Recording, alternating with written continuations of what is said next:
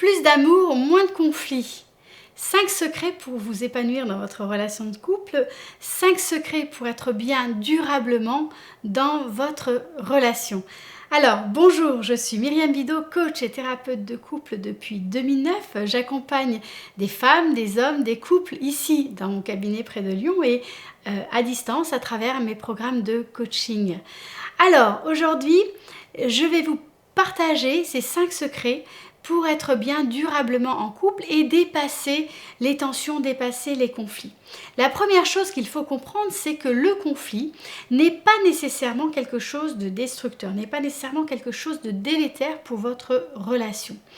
Ce qu'il faut comprendre, c'est que on a souvent une idée, et c'est ce que je vois avec les couples que j'accompagne, c'est que l'idée du conflit est associée à l'affrontement, est associée à des idées extrêmement négatives, de guerre, de choses qui sont délétères pour le couple, pour la relation. Et c'est vrai que quand ça ne fonctionne pas, quand on est dans une guerre de tranchées, ça va détériorer, ça va miner la relation.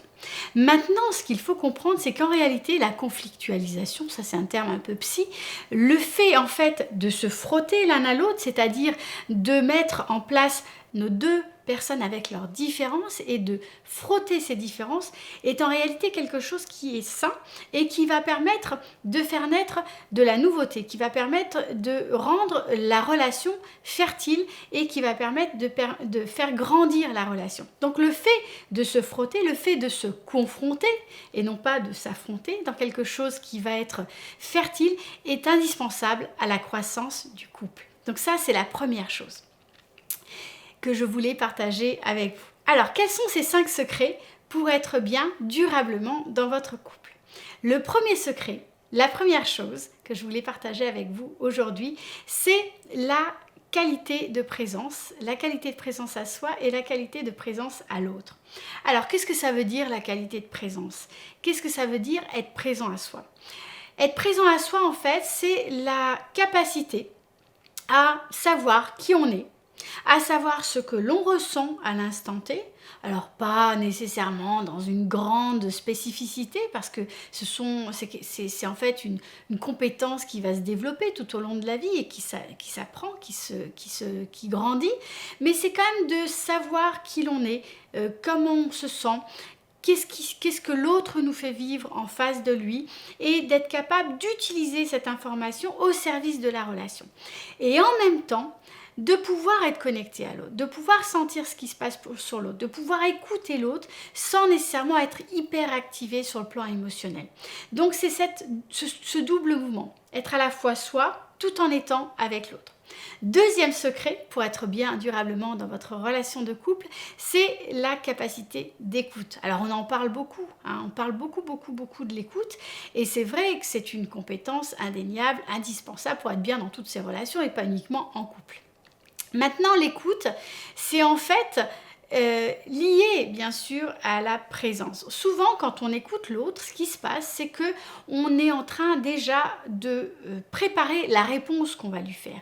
On est dans l'anticipation de ce que l'autre pourrait dire. On est en train d'imaginer ce qu'il va dire, on est en train de se dire de toute façon il me dit ça parce qu'il est comme ça, ou bien on est calé sur le passé. On est complètement connecté au passé et en fait, on n'est pas en train d'écouter l'autre, mais on est en lien avec ce qu'on a connu de notre partenaire par le passé. Tout ça fait qu'on a tout un discours intérieur, on reste dans notre mental et on n'est pas véritablement ouvert avec notre cœur, avec nos oreilles, dans l'écoute de ce que notre partenaire est en train de dire. Comment écouter mieux? Première chose, rester au plus près de ce que l'autre est en train de dire. Qu'est-ce qu'il est en train de me dire ici maintenant? Le fait de reformuler très concrètement ce que votre partenaire est en train de vous dire va vous aider. Le fait de laisser penser toutes les choses qui vous passent dans la tête, de les laisser passer comme des petits nuages, va vous aider à écouter très concrètement ce que votre partenaire est en train de dire. Et également, le fait de pouvoir simplement écouter l'autre en acceptant qu'en fait vous puissiez ne pas du tout être d'accord avec lui, mais que ce n'est pas grave parce que ce qu'il est en train de vous dire est simplement une fenêtre ouverte sur la personne qu'il ou qu'elle est. Et c'est ça le plus important. Troisième secret pour être bien durablement en couple, c'est votre capacité à gérer vos émotions.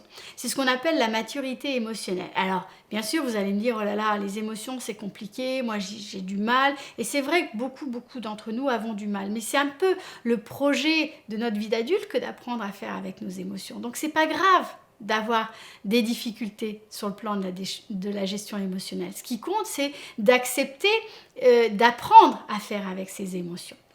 Et quand on est déjà sur ce chemin-là, où on va accepter de faire avec ses émotions, on va commencer à accepter de traverser ses émotions pour pouvoir ensuite agir avec ses émotions et non plus être en réaction, c'est-à-dire dans des automatismes suite à des émotions, eh ben, on a déjà fait un énorme pas.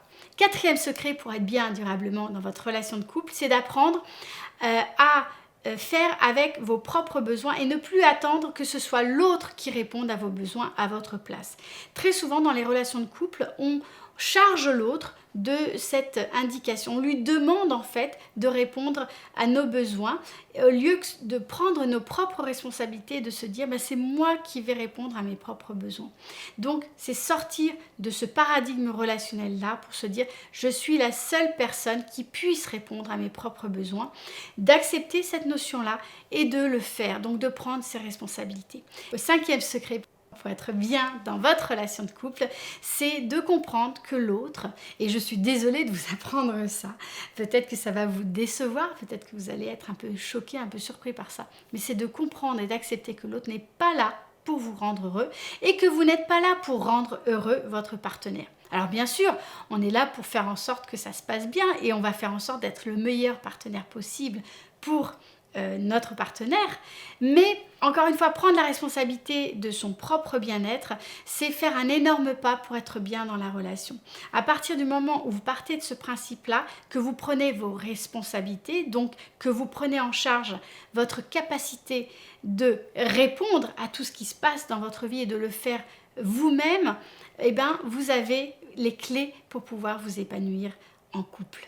Voilà, j'espère que ces clés, ces secrets vous ont permis d'y voir plus clair dans ce qui permet de vous épanouir longtemps et durablement dans une relation de couple.